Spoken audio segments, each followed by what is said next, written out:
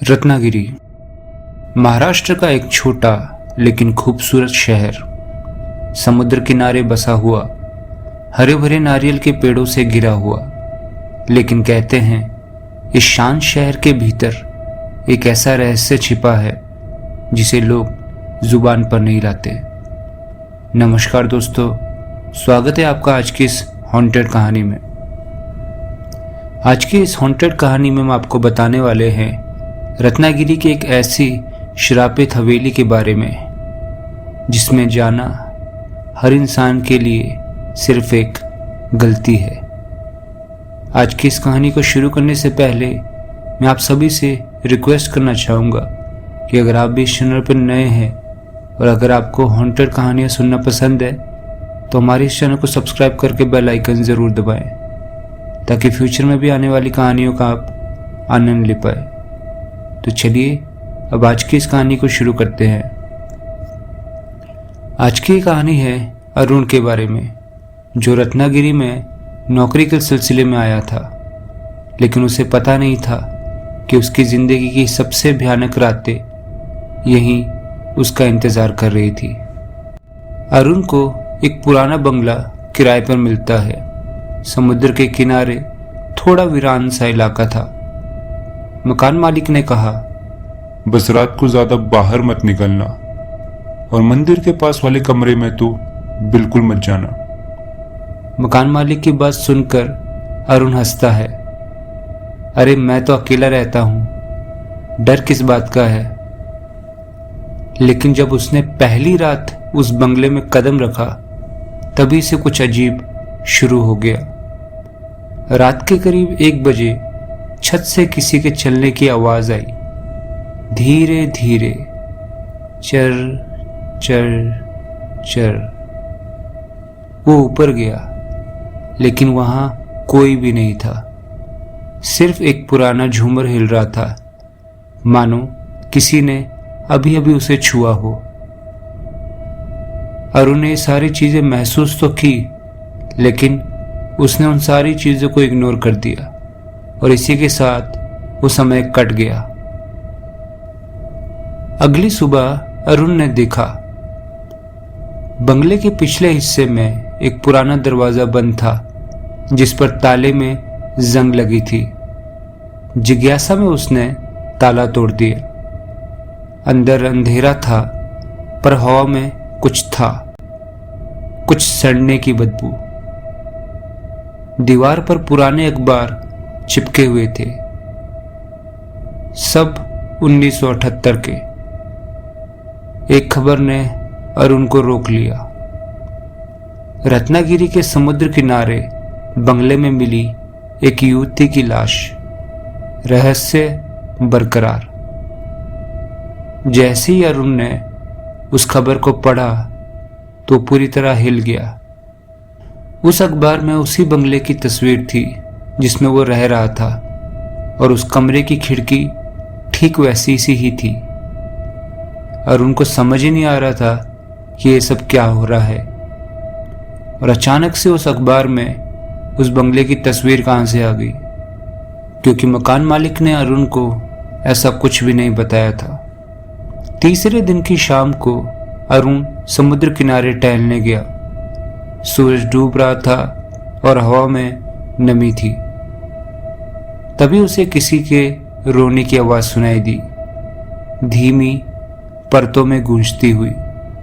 जब अरुण ने गौर से सुना तो उसे पता चला कि वो आवाज उसी बंगले की तरफ से आ रही थी। जैसे ही वो अंदर गया तो उसने देखा कि कमरे की दीवार पर पानी के निशान थे, जैसे किसी ने गीले हाथों से दीवार को छुआ हो। फिर पीछे से एक ठंडी हवा चली और आईने पर उभरा, मुझे यहां से मुक्ति दिलाओ। ये देखते ही अरुण के शरीर में सिहरन दौड़ गई। अरुण उस आईने की तरफ देखता ही रह गया। इसके बाद अरुण भागते हुए दूसरे कमरे में आ गया। अरुण ने वो पूरी की पूरी रात सिर्फ डर में निकाल दी। अगले ही दिन डर के कारण अरुण ने दूसरे बंगले के एक बूढ़े आदमी से पूछा, काका, इस बंगले में पहले कौन रहता था?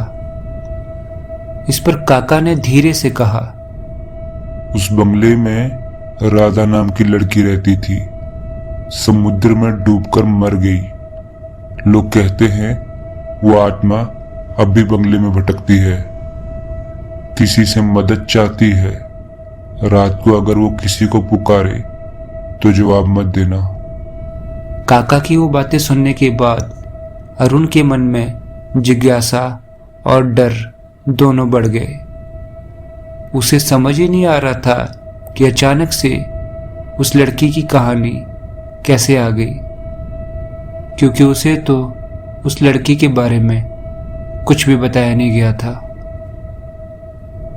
5वीं रात के 2 बजे वही आवाज फिर से आई, अरुण, अरुण। इस बार वो आवाज बिल्कुल स्पष्ट थी, जैसे कोई उसके कानों के पास बहुत जोर से बोल रहा हो। वो डरते डरते उस पुराने कमरे की ओर गया। जैसे उस कमरे के दरवाजे के पास पहुंचता है तो दरवाजा खुद ब खुद खुल जाता है। अंदर देखते ही उसे समझ आता है कि अंदर वही अखबार उड़ रहे थे और दीवार पर अब लिखा था, समुद्र में मेरा पायल ढूंढ दो। अरुण को कुछ समझ ही नहीं आ रहा था और एकाएक वो समुद्र के किनारे चल पड़ा। लहरें ऊंची थी, आसमान में बादल गरज रहे थे। वो झुककर कुछ खोजने लगा और अचानक पानी से एक सफेद हाथ निकला और उसके पैर पकड़ गया। जैसे अरुण के पैर उस सफेद हाथ ने पकड़े तो अरुण जोर से चीखा और पूरी ताकत से पीछे हट गया और किसी तरह किनारे की तरफ भाग आया।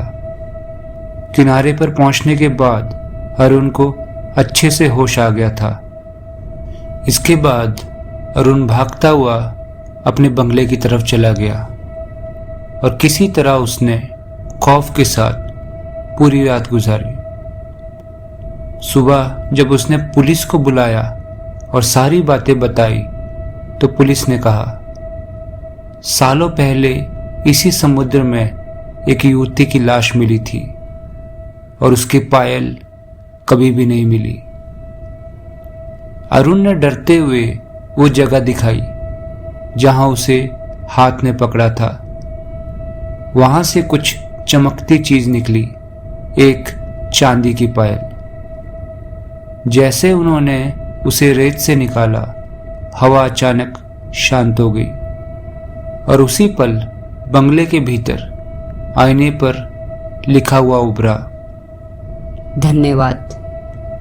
अरुण ने उसी दिन बंगला छोड़ दिया और कहते हैं उसके बाद वो बंगला खुद ब खुद ध्वस्त हो गया और आज भी वहां सिर्फ टूटी दीवारें हैं।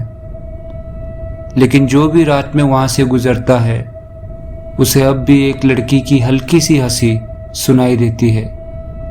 समुद्र की लहरों के साथ रत्नागिरी के शाप की कहानी अब भी वैसे ही जिंदा है। तो उम्मीद करता हूं दोस्तों आज की कहानी आपको बहुत ही ज़्यादा अच्छी लगी होगी।